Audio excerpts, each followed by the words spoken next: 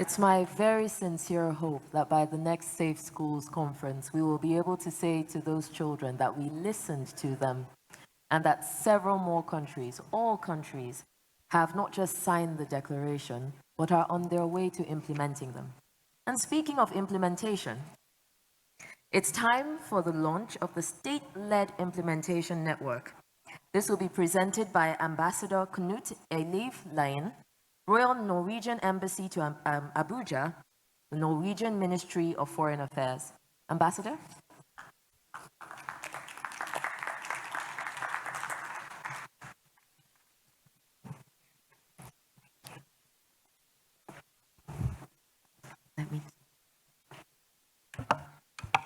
Perfect.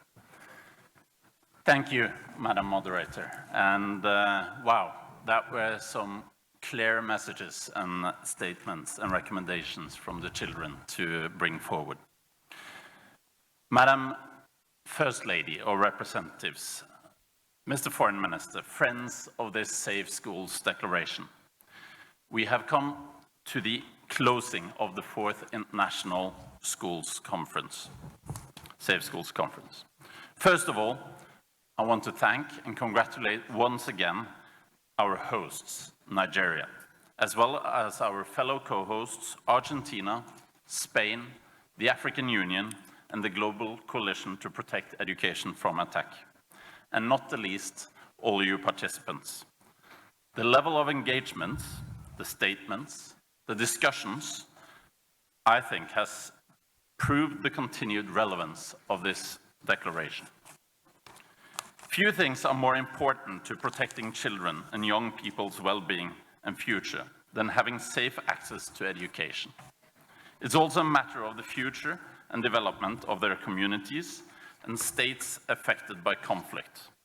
It's ultimately a matter of peace and security. I'll start with a piece of very good news. This week, the Republic of Niger and Norway are crossing the finish line at the Security Council in New York, with the adoption of the first standalone Security Council resolution on protection of education in conflict. For the first time in a thematic Security Council resolution, it's referenced the Safe Schools Declaration specifically, and that's a big achievement. Many states have decided to co-sponsor this resolution, and we urge all states present here to join to underline the global commitment to move this agenda forward.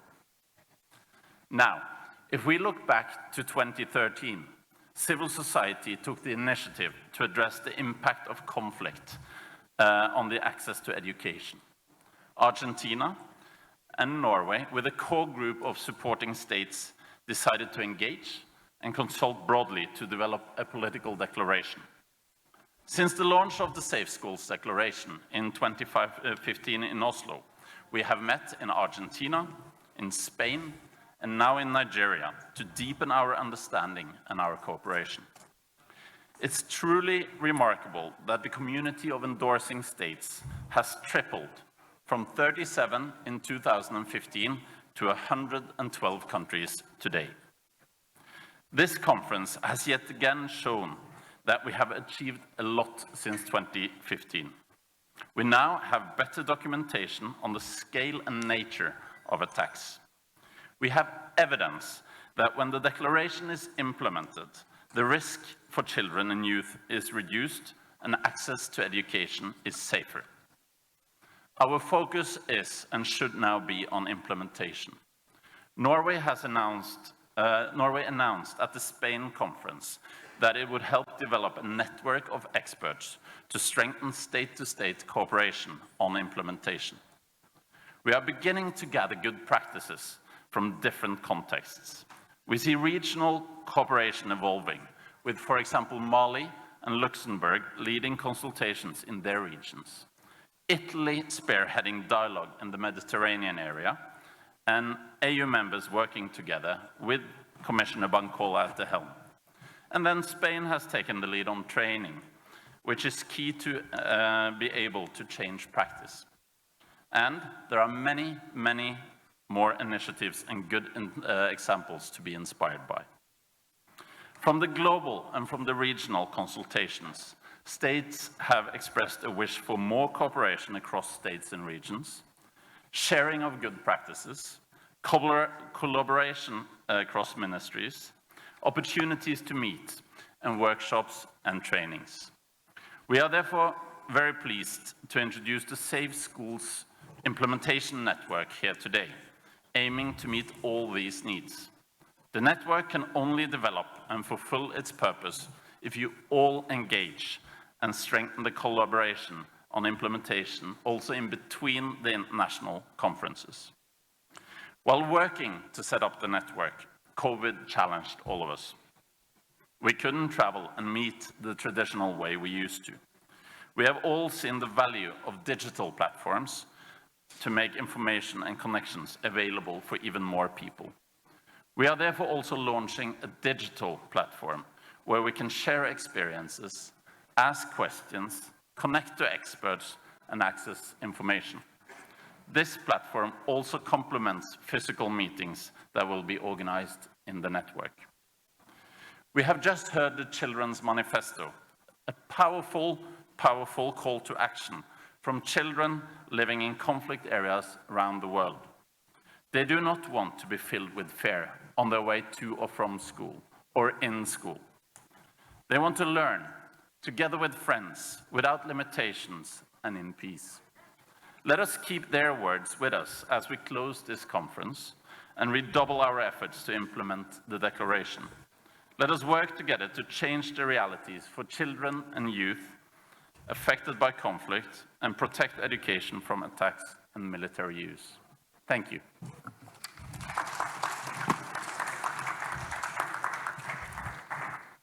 Thank you so much, Ambassador. I think that this conference speaks very powerfully to the possibilities in cooperation and collaboration, and I'm excited about the potential and what we can achieve with the state-led implementation network. Now, the video you're about to watch features two survivors of school attacks, Mariam Muwavi from Nigeria and Abir Pamuk from Syria. Their stories should move us to action because they're a heartbreaking reminder that even though Mariam and Abir survived the attacks, there are others who did not. Keep Us Safe is therefore an appeal for governments to urgently tackle the problem of attacks on education. This video was produced by Adebayo Okiowo, a human rights lawyer who has over the years used video to advocate for human rights. Can we have the video, please?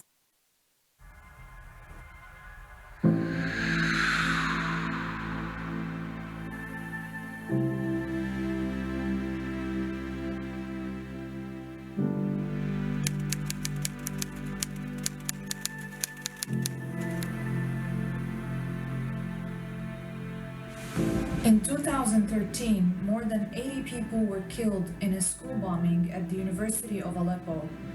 I lost 4 of my friends on that day. I only survived because I managed to leave Syria on time.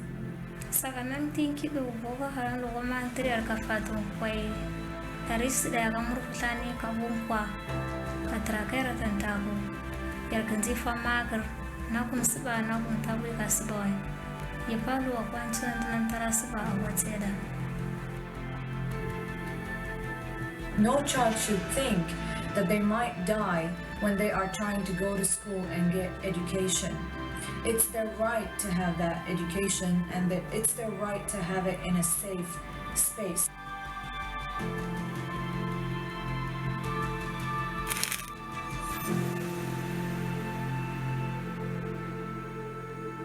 Ama saade nam tegram barga ya nam tegra seka karshes eneni. Please sign the Safe Schools Declaration and enact local state policies that guarantee its implementation. Agar taf magarante ame la tetedar tagartanzi garwi sasalawa zakadinzi apa winzi sojoji ko kuma barki agar zukutu magaranta kazinzi nam winam aku nam tana sasa alawaja. When people ask me about the situation of young people and children in Syria, I invite them to imagine that somebody locked these young people in a room and set that room on fire. They have nowhere to go, they have no way to escape that because they don't have the tools. One way they can escape their situation is actually education. Giving people education will help them out of these circumstances, teach them how to put that fire out, and maybe will teach them to break that door and break out of that room and continue on with their life and future. Usame, yamo ko kwali agar plata tiar.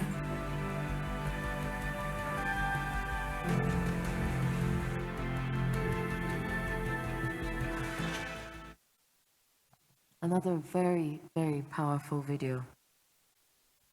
Now, we opened this conference with a series of goodwill messages, and I think it's a good idea to close it with more of the same. So we have closing remarks from world leaders. We will hear from His Excellency Mr. Santiago Cafiero, Minister of Foreign Affairs, International Trade and Worship, Argentina.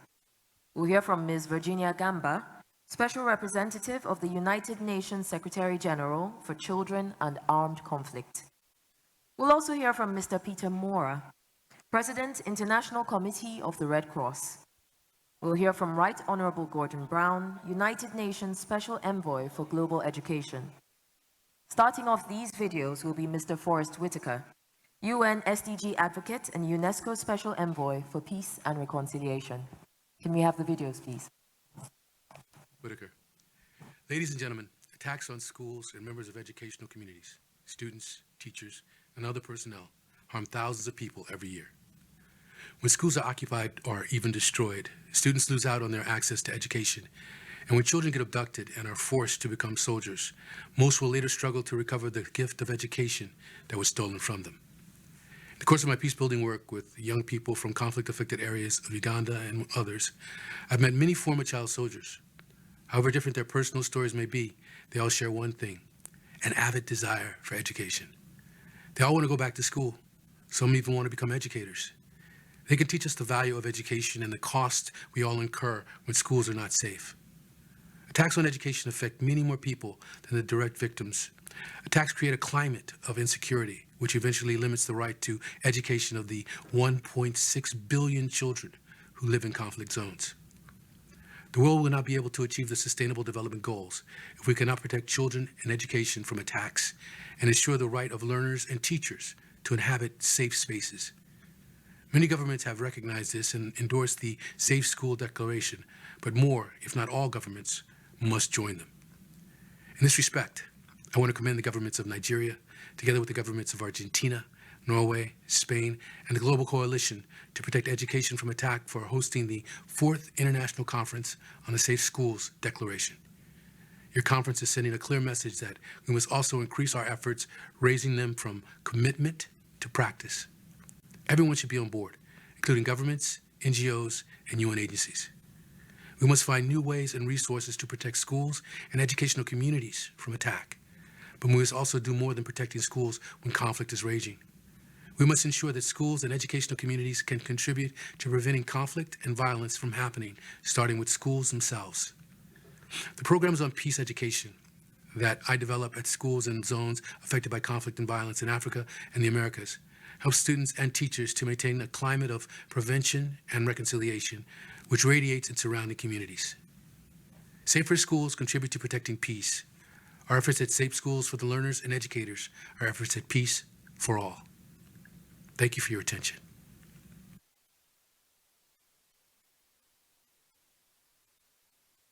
Señora Aisha, Muhammadu, Buhari, representantes de los estados presentes, representantes de la sociedad civil. Es para mí un honor participar de la clausura de la 4ª Conferencia Internacional sobre Escuelas Seguras, protegiendo a la educación de ataques. En primer lugar, quisiera expresar un agradecimiento especial a Nigeria y a la Unión Africana por haber organizado, conjuntamente con Noruega, España y la Argentina, esta conferencia. Así como resaltar el trabajo conjunto y el esfuerzo de todos en favor de la protección de la educación en contexto de conflictos armados. Asimismo, quisiera destacar y agradecer la participación de la sociedad civil y de los organismos internacionales, especialmente de la Coalición Global para proteger a la educación de ataques, que lidera, junto a nosotros, la iniciativa de escuelas seguras y brinda así un ejemplo claro de los resultados positivos que se pueden obtener cuando los gobiernos y la sociedad civil trabajan conjuntamente en pos de una causa. Señores delegados, la República Argentina tiene el honor de participar de este espacio que ha sido vital para trabajar en la Declaración sobre Escuelas Seguras y en las directrices para prevenir el uso militar de escuelas y universidades durante conflictos armados, adaptadas en la primera conferencia internacional sobre escuelas seguras en Oslo, en mayo del 2015. La compleja realidad internacional, agravada por el COVID-19, nos obliga a actuar de manera conjunta frente a la crisis política y humanitaria que impacta negativamente en el bienestar y porvenir de toda la humanidad. En este sentido, la grave situación de vulnerabilidad que atraviesa la población civil en los contextos de conflictos armados, especialmente las mujeres, las niñas, niños, adolescentes y jóvenes, nos llaman a poner todos los medios para garantizar la reconstrucción del futuro de sus sociedades una vez terminado el conflicto. Esta conferencia nos permitió conocer en mayor detalle las dificultades que implican la custodia de la educación, la recopilación de datos, la investigación de los ataques y la determinación de las responsabilidades. También pudimos abordar cómo algunas decisiones pueden cambiar trágicamente el futuro de muchas niñas, niños, adolescentes y jóvenes.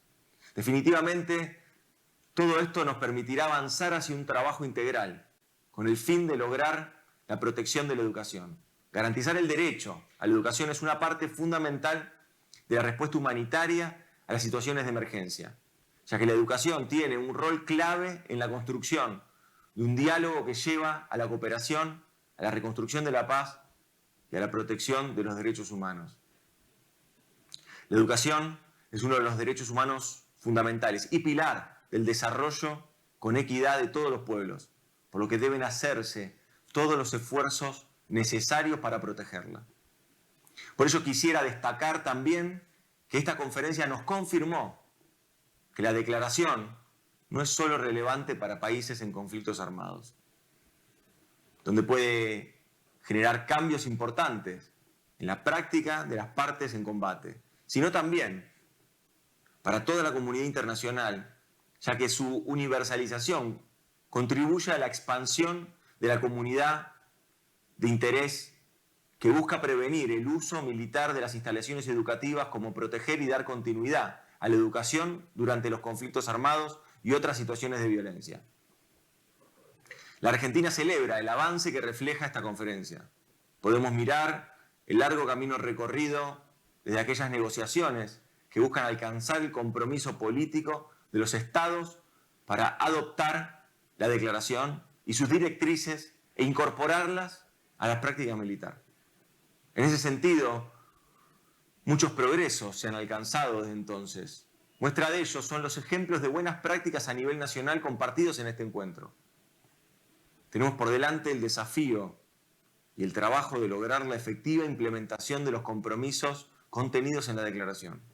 Concluimos esta jornada renovando en nuestro compromiso con la defensa integral de los derechos humanos y el fortalecimiento del derecho internacional humanitario.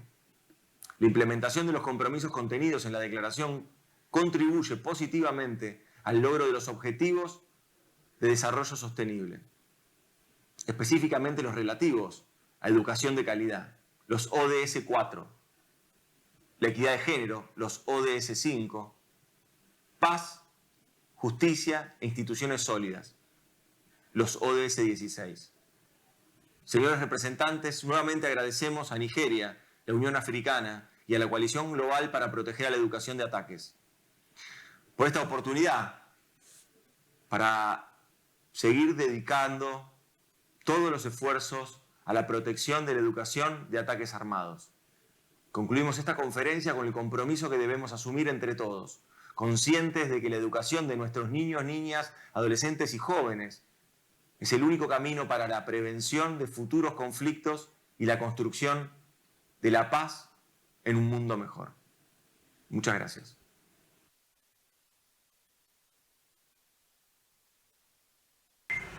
Excellencies, distinguished colleagues, I would like to express my gratitude to the government of Nigeria, as well as to the governments of Argentina, Norway, Spain, the African Union Commission, and the Global Coalition to Protect Education from Attack, for the organization of this 4th International Conference on the Safe Schools Declaration. I am delighted to be once again amongst you to talk about the importance of safe education for conflict-affected children, an issue central to my mandate. Education is not only one of the most important fundamental rights for boys and girls, but it also represents an essential element for sustainable peace. Children affected by armed conflict can find in schools a safe place to escape from ongoing violence and fear. They can find a place of hope, and most of all, a place to project their dreams. Educational facilities are vital in providing knowledge and support for the growth of an entire nation. Without education, we simply cannot achieve the sustainable development goals. Nonetheless, a surge in armed violence and the consequences of the COVID-19 pandemic have seriously impacted children's access to education. I am gravely concerned that in 2020 overall, 127 million children have been out of school in conflict situations because of insecurity, attacks on schools or related personnel, or the military use of schools. In comparison, this represents more than 2.5 times the entire population of Argentina, where I am from. The targeting of schools, including the killing and maiming of personnel and children, the abduction of children in or on their way to school, and the use of schools as barracks or training grounds are a sad reality for millions of conflict-affected children. Related increases in dropout rates, the deprivation of the psychosocial support that education can provide, and heightened risks of child recruitment, early pregnancy, and sexual violence are just some of the adverse effects of violence surrounding schools. No matter how schools are affected, the outcome is the same. Children eventually lose their fundamental right to build their own future. The long-term repercussions of attacks against education must be put at the center of international decision-making. It is well known that it takes years for a community to reinstall skilled teachers, to rebuild physical infrastructures, and to restore an education system. Action plans signed between parties to conflict and the United Nations provide a valuable tool to end and to prevent attacks against schools. They include concrete and tangible actions requiring governments to enact national legislation, establish community awareness campaigns, and investigate and prosecute alleged attacks and perpetrators. One such example is the comprehensive action plan signed by the government of South Sudan.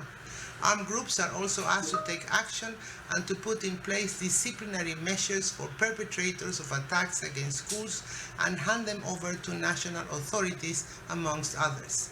Examples of these are the action plans in the Central African Republic, signed by 3 armed groups part of the former Seleka coalition. The Safe Schools Declaration is another central tool to support efforts not only to end attacks, but also to prevent them from being committed in the first place. I thus call on all member states to endorse it, and I commend those that have already done so, and that are participating in this conference. This is, however, not enough.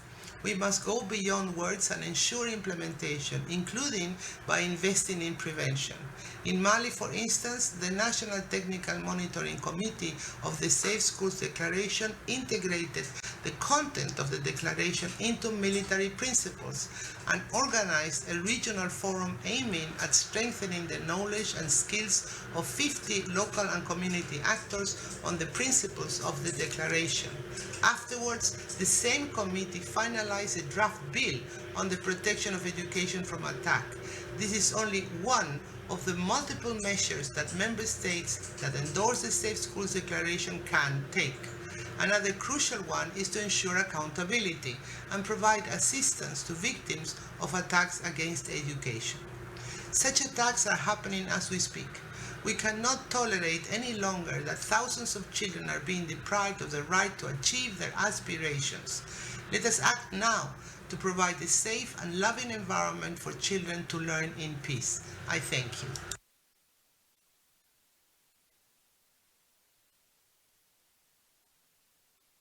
Excellencies, dear colleagues, I would like to thank Nigeria for hosting this important conference and for its commitment to the protection of education in armed conflicts. ICRC has a long-standing presence in Nigeria, with our action focused on supporting those most impacted by conflict and violence in different parts of the country, in particular in the Northeast. We work closely with our partner, the Nigerian Red Cross Society, engaging together for sustainable and needs-based responses to the most vulnerable communities. 6 years have passed since the first international conference on safe schools in 2015. The ICRC commends all 112 states that have joined the political commitment to protect students, teachers, schools, and universities from the most serious effects of conflict. While the widespread endorsement of the declaration is a tremendous achievement, more remains to be done. At the ICRC, we have worked for many years in conflict zones to restore safety and security in schools, including directly at front lines. The ICRC does this in three main ways: by speaking to arms bearers, by delivering programs that mitigate the physical and psychological effects of conflict, and by working with authorities to create policy frameworks for school safety. In its dialogue with militaries and other weapons bearers, the ICRC reminds all parties to the conflict of their obligations under international humanitarian law. For instance, in Ukraine, the ICRC guided the Ukrainian military and police to integrate IHL and other international norms and international policing standards into their respective training and operations. It also helped government officials to implement IHL provisions, including respect to educational services. Not only do behaviors of weapons bearers need to change, but also affected communities must receive the support they need. For instance, in South Sudan, the ICRC worked closely with the Ministry of Education to help children in remote areas affected by conflict sit the 2020-2021 national examinations. Similarly, in Syria, the ICRC helps students who live in hard-to-reach areas to take their exams. We arranged accommodation for around 3,000 students through rehabilitation of 15 schools so they could take their official certificates exams. Practical measures like these can make all the difference. The ICRC has developed a number of prevention and response measures which enhance the safety and security of school communities. In Colombia, students and teachers learn how to assess risks and how to behave during outbreaks of violence by conducting drills and establishing contingency plans. These interventions strengthen the community's feeling of preparedness, self-protection, and security. This is crucial because we know that not only direct attacks close schools, but far more frequently it is fear, panic, and helplessness which paralyze students and teachers and damage children's futures. Apart from influencing behavior of weapons bearers and direct support to communities, education also must be protected better at systems level. For instance, in Brazil, the ICRC developed an online platform and app which allows teachers to report shootings in school in real time and request support. This methodology to mitigate risks is now a public policy which has reduced school closures by 46% in Rio, despite an increase of 39% in shootings in the same areas. We see 3 areas which will need our multilateral collaboration to achieve the key commitments of the Safe Schools Declaration. Firstly, in order to ensure behavior change and battlefields, we urge compliance with the IHL rules that protect education and that endorsing states respect the Safe Schools guidelines.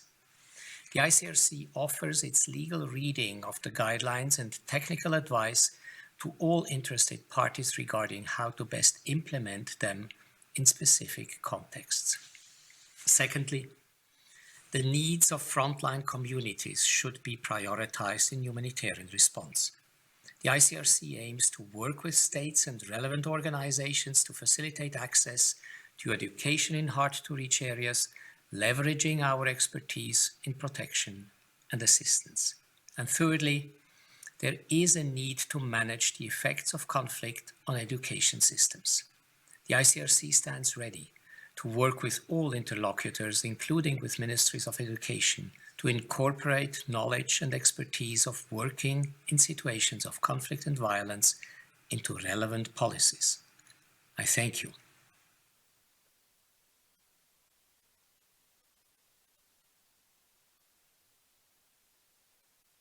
I regard it as a privilege to be able to address this important conference in Nigeria, because the recent abductions of schoolgirls and schoolboys makes the case for urgent action to deliver an enhanced Safe Schools initiative across the whole country to the benefit of millions of schoolgirls and schoolboys. I want to congratulate the Nigerian government and all parties represented here today for organizing this important event, which represents a new start for safe schooling. We start from the principle that no girl or boy should be in fear of going to school, and no parent should need to consider keeping the daughter or son at home because the risk of kidnapping or indeed violence is too high. I've been involved in safe schooling initiatives as UN Envoy throughout the world, not least in Nigeria at the time of the Chibok kidnapping. And since I've visited your country many times to advise successive presidents on safe schools. The Safe Schools initiative was itself launched at the World Economic Forum in May 2014 in partnership with the United Nations and the Global Business Coalition for Education. It was to assure parents that schools could be safe places in which to learn. And initial results were promising, and I believe that at the national, state and local level, the State Safe Schools initiative can now be reinstated and supercharged with technical support and funding available internationally and nationally to make significant security and safety upgrades. When most parents around the world think about safe schools for their children, they are worrying about social distancing, about masks, about adequate testing for COVID-19. But in northern Nigeria, and of course elsewhere, mention of safe schools and you conjure up thoughts of something very different. In states throughout the country, parents wonder whether their daughter or son will be able to attend school, and whether at school they will be the victim of violence or kidnapping. And if so, whether they will see their children again. The choice parents face is unfair.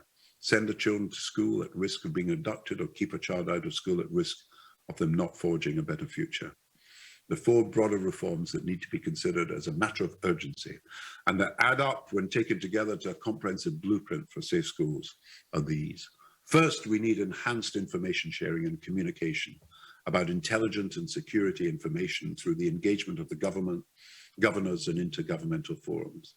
Second, we need detailed state-by-state school safety plans, which are made public with detailed actions on how we can build the walls and fencing, create the telecommunications connections and security alarms that are easily actioned and reported on. And then third, we need to invest in community outreach and with engagement programs working with traditional and religious leaders. And fourth, we need to empower local people, school-based management committees, to make their own local decisions to prioritize pupil and teacher safety alongside other aspects of school funding.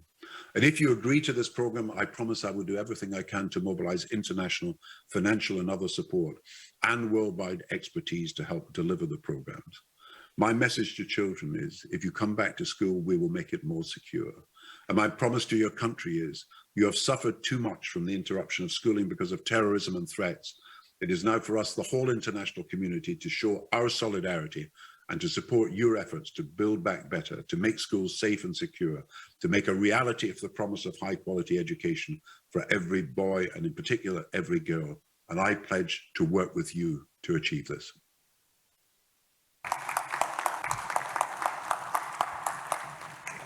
I think that that pledge was the perfect way to end that round of videos. And my profound thanks to Right Honorable Gordon Brown, Mr. Peter Maurer, Ms. Virginia Gamba, His Excellency Mr. Santiago Cafiero, and Mr. Forrest Whittaker.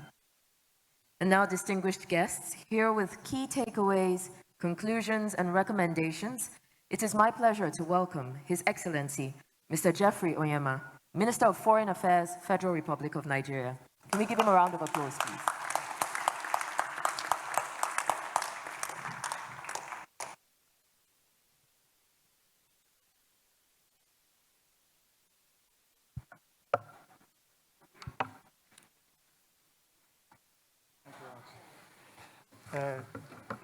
Distinguished ladies and gentlemen, participants, ultimately it's a perfect, sorry?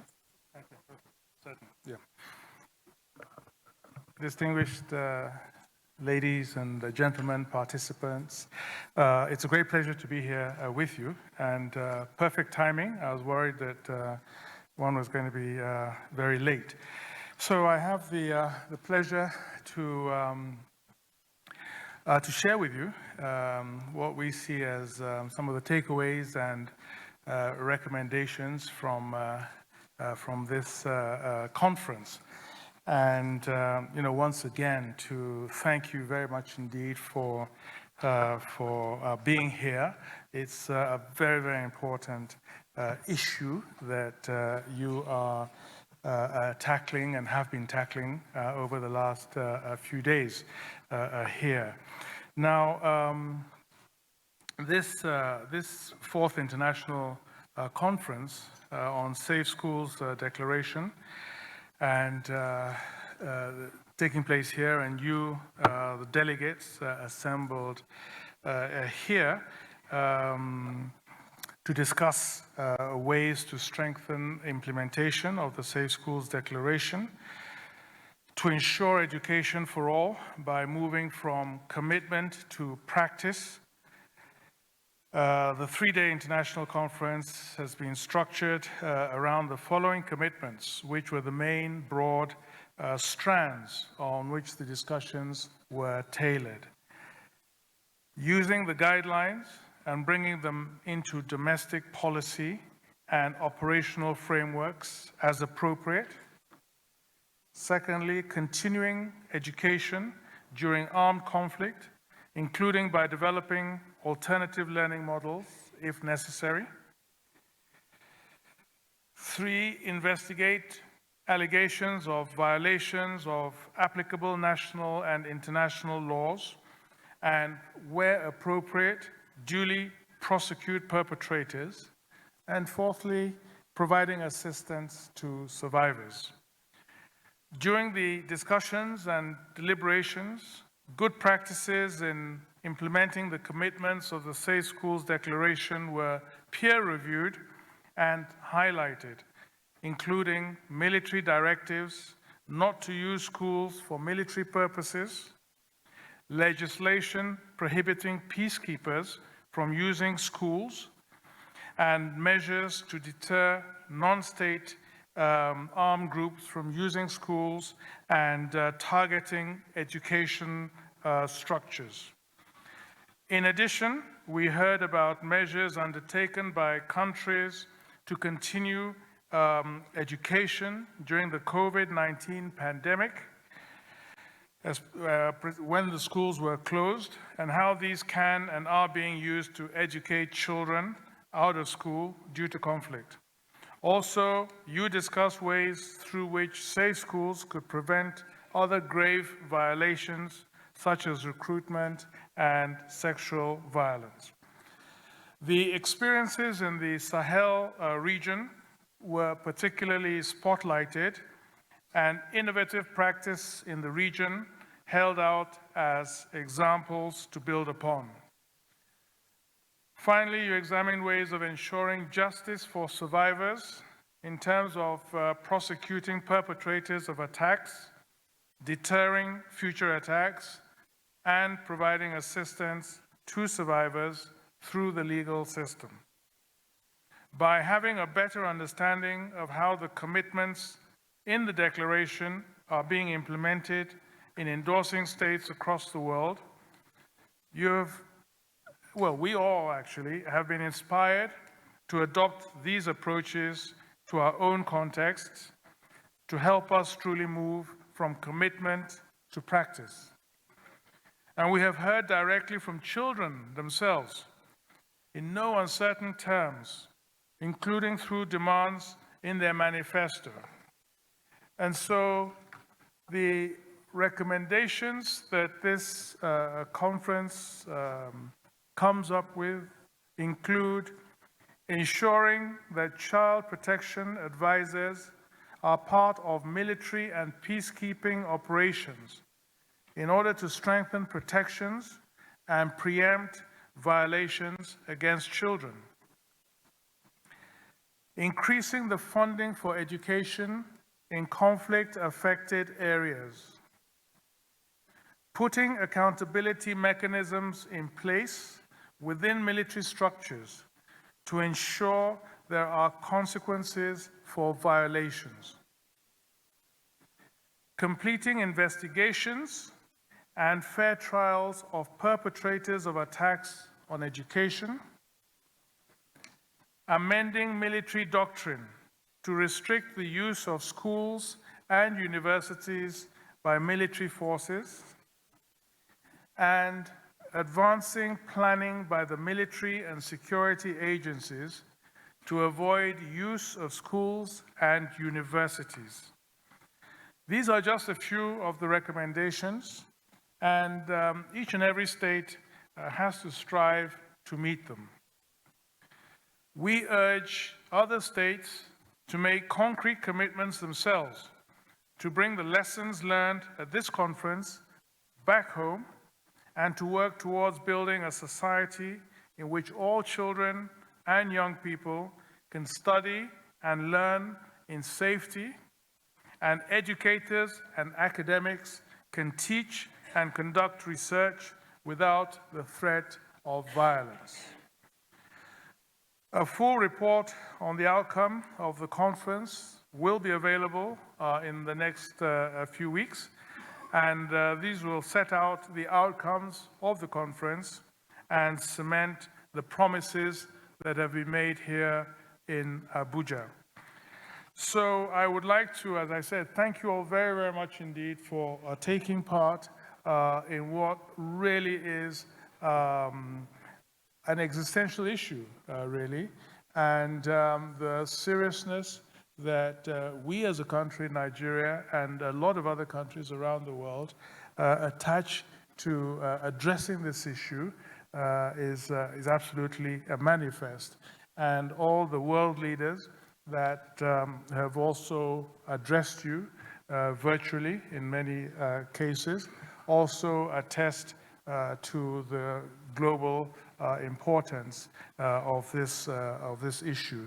So thank you all very, very much for that. We as a government on the Nigerian side will do everything possible and not spare any resource to ensure that we can provide safe schools for our children.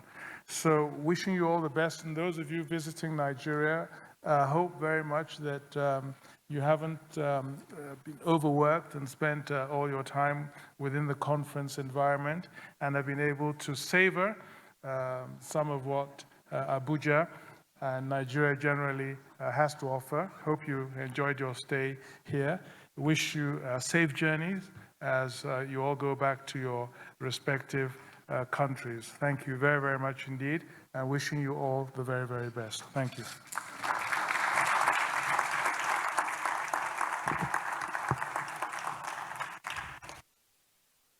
Thank you very much, Your Excellency, for that speech. And now for our closing remarks, It is my pleasure to welcome representative of the First Lady of the Federal Republic of Nigeria, Her Excellency, Dr. Mrs. Aisha Muhammadu Buhari. She will be represented here by Dr. Mrs. Maurer Almakura, Special Assistant, African First Lady's Mission to the First Lady. Can we give her a round of applause, please?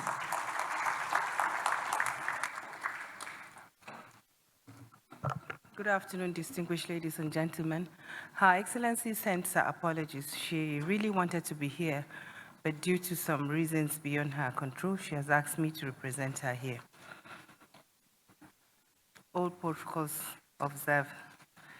I thank you all for this insightful exposition of the different methods of and scenario of attacks on education and the leaders, especially the female. In most of your deliberations and speeches in the course of this conference, which held with the theme, Ensuring Safe Education for All, from Commitment to Practice.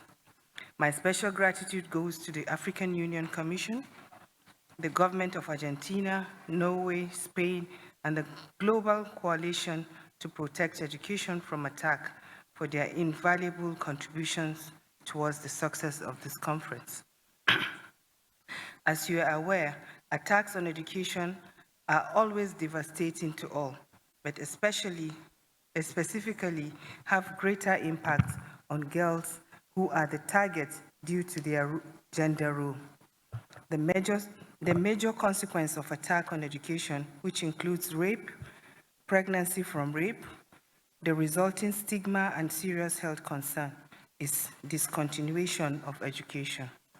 I am deeply moved by this threat, especially to the girl child, and as such find it difficult to express my feelings on the gruesome acts of maiming, torturing, kidnapping, killings, and psychological trauma inflicted on the innocent children and young people as a whole. I must tell you that we are all victims. The society, government, parents, the school authorities, and various security personnel, because we have failed to prevent the mayhem and justify that education is the fundamental human right. Can we blame parents that refuse to send their children to school at all, or refuse to return them back to school after an attack, or the child that refused to be enrolled in school or say, I will never go back to school again? I feel the tears and agony of parents who lost their children to these atrocities and those waiting endlessly for their loved ones to be released to them. I feel the pain of the unfulfilled dream of parents, especially mothers, who are being denied the opportunity of celebrating their daughter's marriage and educational fulfillment. What of the young girl repeatedly raped and forced into marriage? The burden of unwanted pregnancy and the subsequent delivery of an offspring for a friendly enemy? What of being repeatedly beaten and enslaved without hope of freedom? The disgusting tales are endless, but I know that the challenges are insurmountable. Let us therefore continue to unite in the fight of this menace to safeguard our children and assuage the agonies experienced. Your Excellencies, distinguished ladies and gentlemen, as you know, the boarding schools are placed to equip young people for adult life, make them live independently from parents, and move away from unusual laxity at home, where they could find parental or siblings assistance. Today, it has become a high-risk destination for all parents. Indeed, the solution is not far-fetched because the attacks are being perpetrated by people in our midst who have relations, mothers, sisters, brothers, and children, among others. If only we can say something when we see something, I strongly believe that all the safety policies, guidelines, strategies, and best practice highlighted by different countries here in this conference in the last 2 days we will be navigating to the right direction. My esteemed audience, finally, I am very hopeful that the dividends of this conference will help in turning our devastating situations around for good, not only for Nigeria, but all the participating countries, with a view of making the 5th International Conference on Safe School in 2023 a platform for recounting our success stories. Once more, I appreciate the thought-provoking experimental learnings of this conference. I wish you safe trips back to your respective countries. God bless you, and thank you for participating in this very important conference. Thank you very much. Profound thanks to Her Excellency, the First Lady of Nigeria, for that deeply moving, deeply felt speech. And now, distinguished guests, it's time for a very special performance. Introducing the Unity Group, a group of students from Abuja who have represented Nigeria for 5 years for cultural exchanges abroad. They have been to Ghana, UK, Venezuela, Spain, Mexico, and Senegal. They're sponsored by the FCT Basic Education Board. Can we have them on, please? And a big round of applause for them.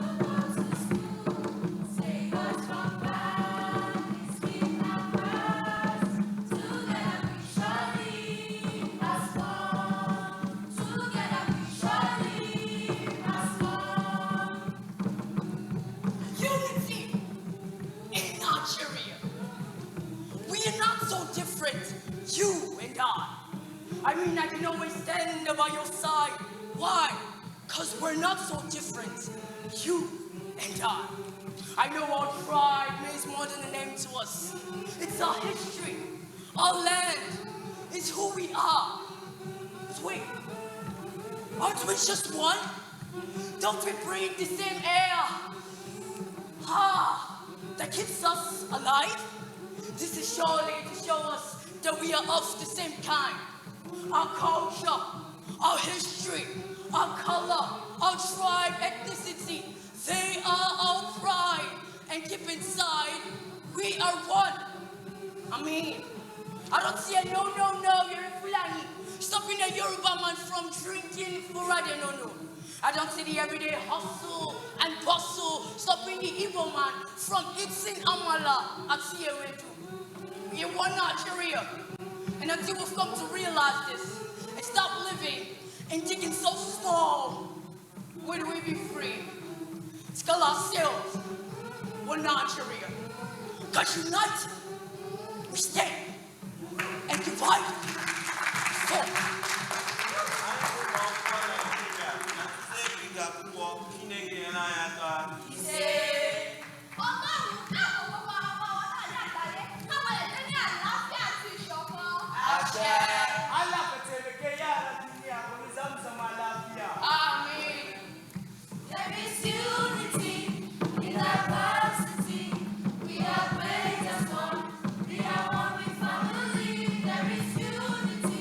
In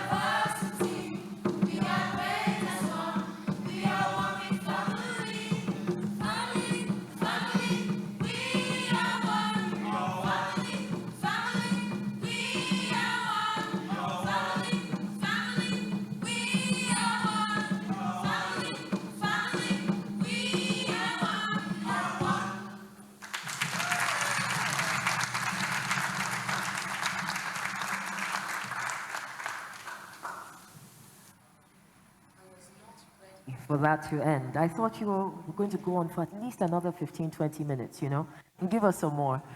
Can we give them another round of applause?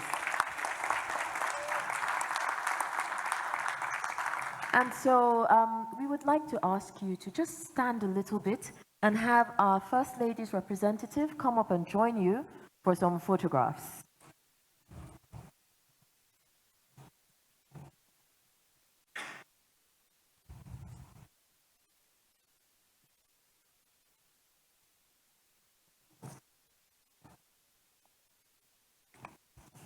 Can the Children's Parliament start to make their way down here, please? Right Honorable Ibrahim and his cohort.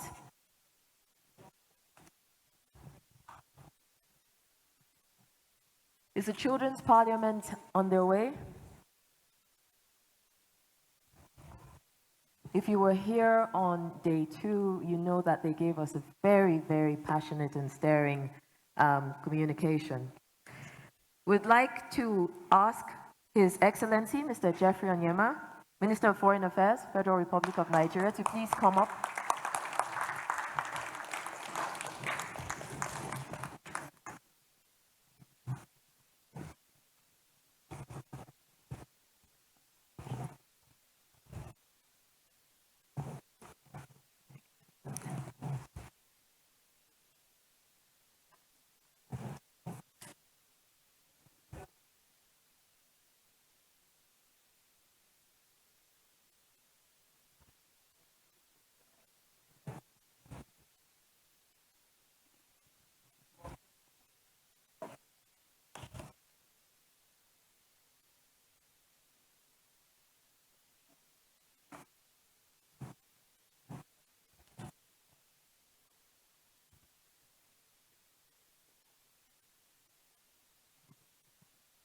All right, can we have joining us up here, please, the Ambassador of Norway, the Ambassador of Argentina, Ambassador Bankole Adeoye, AU Commissioner for Political Affairs, Peace and Security, Zayma Neff, Co-Chair Global Coalition to Protect Education from Attack, the Permanent Secretary, Federal Ministry of Education,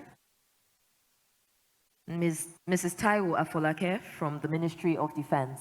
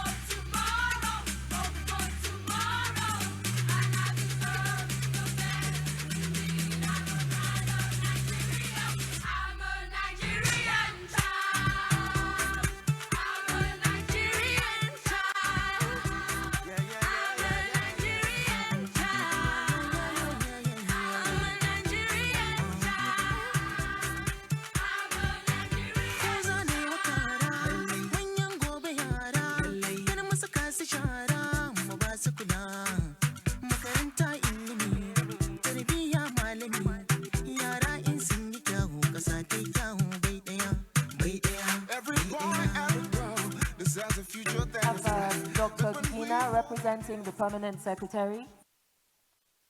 Dr. Gigina around, representing the Permanent Secretary. All right. And can we continue with that? Thank you.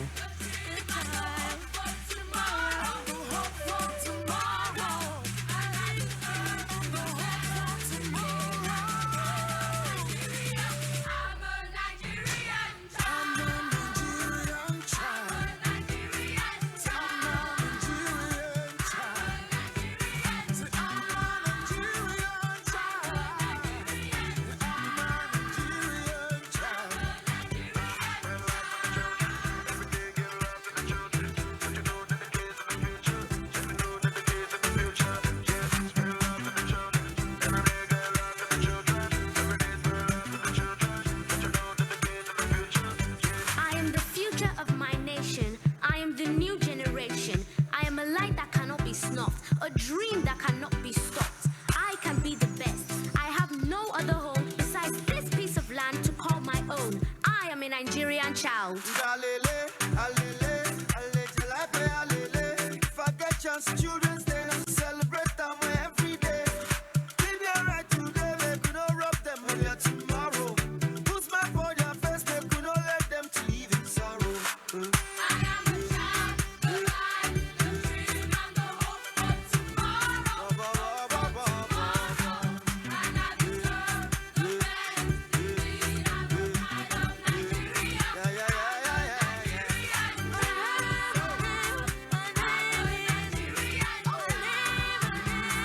I'm a Nigerian child.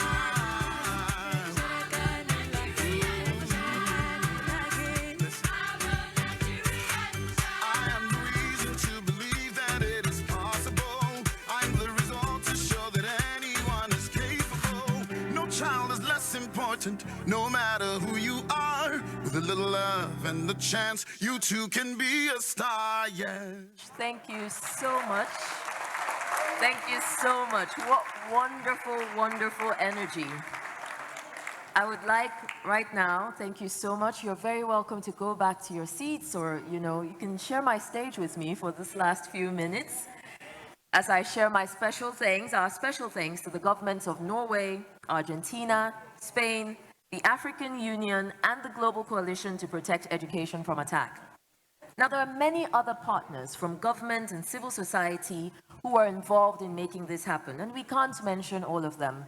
But I would like to express very clearly that you are appreciated and that your work was seen. This is a perfect example that cooperation and collaboration can make great things happen. And just to add a little bit to that, Niger and Norway have presented a Security Council resolution on the protection of education in conflict. And so we encourage all states to co-sponsor this milestone resolution before adoption on Friday.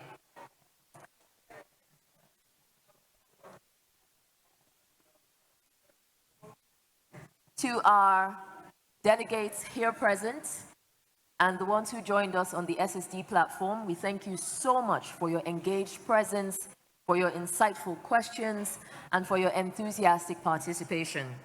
I have great excitement for the possibilities of countries coming together as we go from endorsing to implementing the Safe Schools Declaration. My name is Aritopo, and it has been my profound pleasure to MC this conference with you all present over the last couple of days. And so on behalf of the organizers and partners, I declare this conference closed. Wish you all a safe evening and safe travels to your homes. Thank you very much.